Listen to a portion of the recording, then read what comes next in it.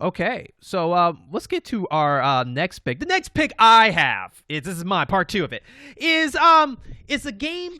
Okay, it's about a person. All right, it's a martial artist, phenomenon, actor. Everybody knows who he is. He has been having games through all our generation, but they never get talked about, except one game, and it's the worst game ever created on the Xbox. People say. If you look it up, it is in the top worst games ever made. And it's sad because it's like, here's a legend that I'm about to bring up that never got the game that it deserves, in my opinion. I mean, sure, there was a game on Nintendo, Sega, all this stuff. And I think it's sad that we see games that are definitely, I have to admit, are influenced by this person. But the game is better than the games that is starring this person. And it's Bruce Lee. Bruce Lee never really got a great game that I think he deserves. I mean, the guy was the one that really brought martial arts to America in a big way, in my opinion, especially back in the 70s going into the 80s. Bruce Lee was everywhere at the time. And not only that, and I'm not going to discourage the 2 other big martial arts 3, that is Jackie Chan, Donnie Yen, and Jet Li, but it was Bruce Lee that opened that door for these people to get recognized finally, right? Especially Jackie Chan, right? Because Jackie Chan's been in the game quite as long. I mean, he was like a minion number 45, I think, in Enter the Dragon that got kicked in the face. So he exists in this world. Yeah. And so Bruce Lee, to me, deserved to have this honor, and someone needs to do it. And I brought this attention to you because, like, we haven't done a particular actual actor in a game that deserves this. Do you even remember playing any Bruce Lee game? Oh yeah, by the way, the worst Bruce Lee game that ever was Quest of the Dragon on the Xbox. Like one of the worst Bruce Lee games ever. We remember that one, but we can't remember the good ones. That's how bad there has not been a Bruce Lee game. I've never played a Bruce Lee game, and I never played the Xbox game. When you brought this to my attention, I think the only thing that's even come close, I think I remember renting and playing Jackie Chan Stuntmaster on the PS1. Mm-hmm. I rented a lot of games on the PS1. I rented a lot of bad games on the PS1, and I believe that was one of them. But when I was racking my brain about what to do, not to remake the worst game ever made on the Xbox. No. But you said just a game. Well, what would you do? What kind of thing would you do?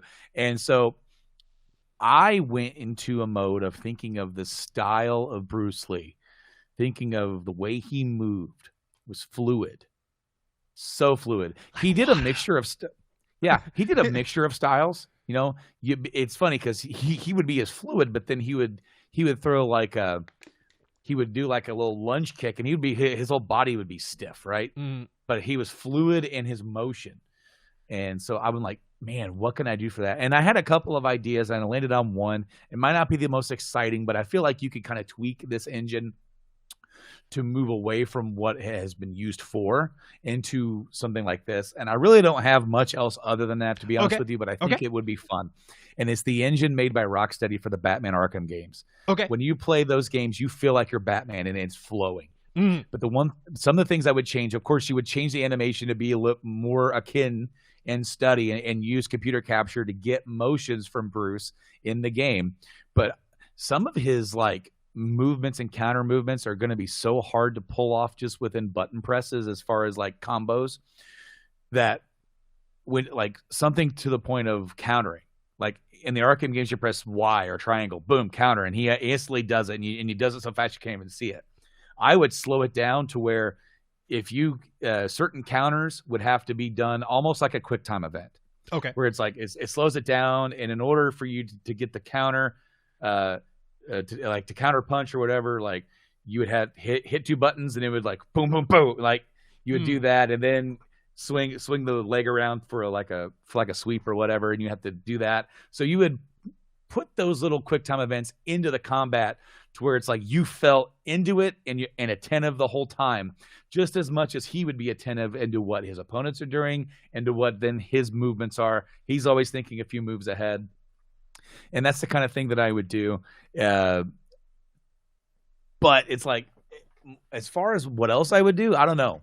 Like that is that's as far as I got with it. Okay. Because I'm like, I was so like, man, I racked my brain about it for a while about what were some other good games that had combat like that, and it's like, I don't really feel like an open world game is right here. I'm not so sure of that. I'm just thinking of combat, and I'm thinking of like, man, you remember like Bushido Blade, where like one hit would just kill a dude? It's like, I think that would be neat. But then another thing that I kept making me laugh when I thought about this, you know, when you're playing the Arkham games, you got thug, and then you clear a room. Like when you watch the old martial art movies, it's always like the same 7 guys getting up. It's like for this fight scene in a park somewhere, and they're flowing around, and they're using, like, especially Jackie Chan stuff. He would like flow around. He'd use the swings, and the environmental, basically, yeah, and then like, so you could do kind of some stuff like that with him, even though that's not exactly what Bruce did. But like, it's always like 7 dudes. It's not like an endless wave of dudes. It's just those 7 guys. One guy would get hit with a swing and he'd fly off. They're not punks, Brando. They're not punks. Yeah. So then he'd find a couple other dudes, and that dude that got hit with the swing, he'd be back for more. Like, you know, like, I'm gonna get you this time. Yeah. And then he ends up beating him with the seesaw. It's like, I don't know. It's like, I kind of thought that would be funnier and neat than to have an endless wave of dudes. You just like, you go into a room and there's 7 dudes, and it's just those dudes.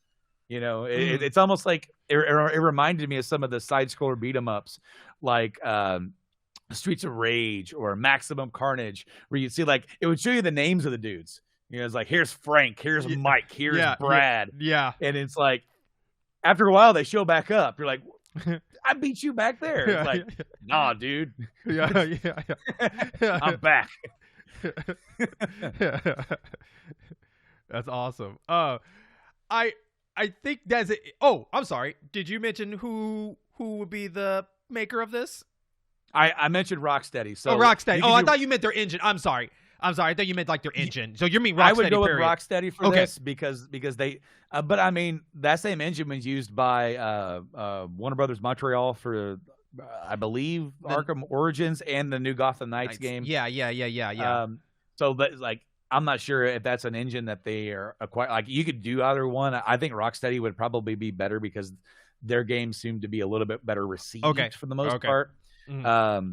But I mean, it just that motion of combat was like what really inspired me to stick with that and just focus more on the little details of what the combat would be. Mm-hmm. But I'm anxious to hear what you've got because it was your idea. It was the most challenging one in a while to try and come up with something. Brando, so I went deep.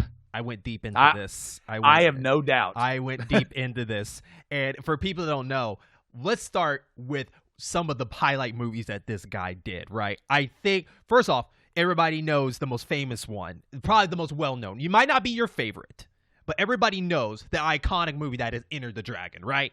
Like, from the soundtrack to the island, everything. Everybody knows, especially the big mirror fight, right? Like, everybody knows the highlight scenes of all that. But also, you know, you have Fist of Fury, you have the big boss, you have the Way of the Dragon, and then sadly the incomplete movie where he's rocking the yellow overall jacket, yellow outfit known as Game of Death, right? You know, the big fight with Kareem Abdul-Jabbar, like his tall ass with blind. Anyways, but I went deep to really study Bruce Lee, to understand how to do Bruce Lee, because there's a thin line to making Bruce Lee really goofy and taking him seriously, right? So we had to go into this knowing that. So the first thing I said is this guy has to have a library of moves. Not even just his martial arts, but weapons too. The guy can rock nunchucks. The guy can rock bows. Okay? This guy can do a plethora of weapons. So we need a weapon lineup for all of that. And then, of course, one of the things, you got to have a fury meter. You got to, because one of the things in the filming of a Bruce Lee movie is when he goes in there is some slow motion parts for him, for his iconic moves. When he does a hit move and it means something to the jumping flying kick where he's holding that pose, everybody knows. If you go look at the Sega Genesis Legend of the Dragon, everybody knows the famous flying kick. Hell, I mean, Liu Kang does it in his game. It's the iconic flying kick pose. Like, Bruce Lee did that. And so you got to have these slow motion parts that really makes him out, especially like when he does that big hit with the back fist hand, like wow, you know, you got to have that slow motion of those, because not only Bruce Lee was an awesome he wasn't just a great martial artist, but when it came to film, he was good at flashing it in a way that was like not too flashy, but when you hit, it meant something every time, right? Every hit mattered. It wasn't more like, I'm just fast. You know, you have Jackie Chan, he is known of using the environment, and he's kind of the more goofiness, and that's his trope. Jet Li's always been the note of just serious, just beat you down to a pulp, and along with Donnie Yen. With Bruce Lee, every hit meant something, where you were saying, ooh, you know, every time, because he just hits hardcore for that. You were mentioning the Arkham Asylum style. I like that, but I have a different idea for that. But I do want the counter thing, because Bruce Lee's movies, he was good at countering. He was really good at countering, and that needs to be flashy and needs to be slow how he does those counters. Either as a quick time event or whatever. Everything has to matter on that.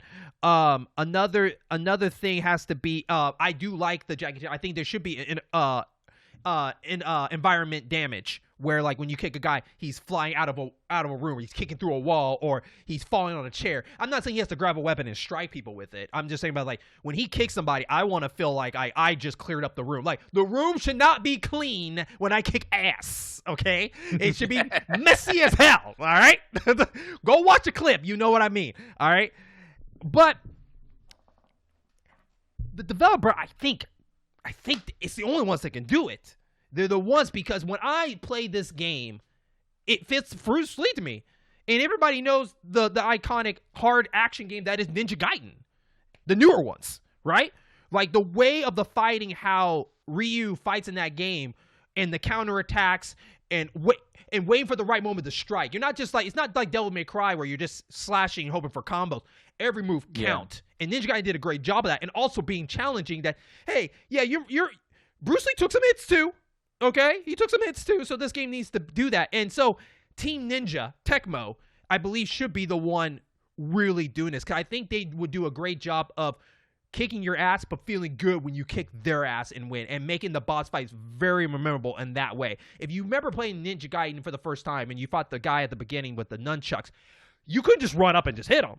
You had to read patterns and strike when it was the right time. And I think that's what Bruce Lee was really good at, was waiting for that right time to strike when it's good, and then you get your combos in and everything like that. So it needs to be like that. My first pick was going to be, Slow Clap for Sifu, but it didn't fit that for me. And I'm pretty sure there's a skin out there. Someone did a Bruce Lee skin up there over the main character of Sifu to make that work. I mean, they did it with Batman, so it's possible they probably did one with Bruce Lee. But Tecmo really touch on that. If you go back and watch old Ninja Gaiden gameplay of this, you can see it. Now, I'm not talking about him doing the ninja work of walking around and running around walls and all this stuff, but just the combos that they did with that. It was just really cool how you can do those combos with the weapons and everything. And, of course, you got to have the iconic Bruce Lee part when he gets cut. He just tastes his own blood, and he just looks at you like, this is it? You got to have that iconic part in it. And so that is me. That is my ideal Bruce Lee. I think this is the idea in the developers that can put Bruce Lee on the map of just, we might not get another one after that, but damn it, that is a good goddamn Bruce Lee game. So, yeah, dude, I'm all for it. I was really shocked. I believe it was a couple of years ago. He was in like a UFC game. Yes, I saw that. Yeah. And I actually like looked it up. I'm like, why is he in this? Well, he's considered kind of the father of mixed martial arts, and that all stems from him studying multiple kinds and kind of blending them all into a style, and that's really neat. It's really neat to have learned that, and I think your pick is great too. I definitely wouldn't have thought that myself, but yeah, that's awesome. And I definitely, to reiterate, the counters. He was so fluid with his counters. He was a very defensive fighter until he wasn't, and that's like something that I think needs to be emphasized. Patience. Yes. Patience. Whereas, like, something that gets talked about a lot today, like gamers don't have any patience. But half of what you do in like some of these games, like the Souls games, is all about patience. If you play and have patience, you'll win, and that's what you got to like. That's where these battles and these fights need to, even with the punks like you said, yeah, you can get to a point where you're really kicking their ass, and you need to feel like that, like empowered like that. But there needs to be moments in time like the boss fights, or even early on where you're really learning to play and fight like him. And part of that is patience and being able to read the opponents. Yeah. I like that aspect. Yeah, I did debate on should it have the whole, like, say, like, the way to learn the moves, either you do the points or you can do, like, the Dark Souls style, like, you would hit a shrine or hit somewhere, and if you go in there and you rest or something, everything gets reset. You know, all the enemies are back. I don't know. That's a hard debate on that. I think maybe not for this, because I think everybody's trying to follow that for everything, and I think that's too much. I think Bruce Lee needs to have his own thing, and it needs to feel a little bit of old school, and I think Ninja Gaiden fits that criteria of that old school. Just it's all about just the fighting in the right moments. Like he said, fighting without fighting. That's what's his thing. He only fights when he needs to fight. And maybe there could be a story wrapped around that where he's forced to fight because of revenge. You can probably maybe take that from Enter the Dragon, like he went to go avenge his sister, and that's why he went to the island. You can use something like that. But I think with these boss fights too, like Han with the giant, changing his hand, everything, we need enemies like that. We need enemies that are a little bit nutty for Bruce Lee to really kind of stand out more into the fights for what it is and what weapons work for which fight for that kind of situation in that player's hands and stuff. Well, yeah, and that's another thing that, like the Arkham series, as you would play along, there would be different enemy types, and you couldn't approach certain enemies with certain like tactics because it wouldn't work the same way. Like a big muscly dude, some of the weaker strikes, you're going to have to really use his own momentum against him, and be a lot more defensive against that guy, because you're just gonna, if you go up there trying to wail on him, you're going to get smacked and you're going to get crushed. And 100%. He's smarter than that. 100%. But what do you viewers think? What do you think of our picks for this episode? I would love to hear your thoughts of our Road Rash, which go back and watch that first video, or the Bruce Lee. We would love to hear your thoughts, and who do you think will be the developer for that? And as you know, this is part of the In-Game Boss program and Network Gaming and other variety shows. And once again, Brando, thank you from the Game Addict Podcast for joining me once again as we pump up and get ready for 2023 with more of our monthly shows and get this ball rolling, because we have a lot more picks to come. Oh, absolutely. Absolutely. And it's been a blast sitting down with you again. It's been a minute to sit down and talk about some cool games from the past, and I can't wait for next time. Okay. And with that, thank you so much, and we will catch you on our next showcase.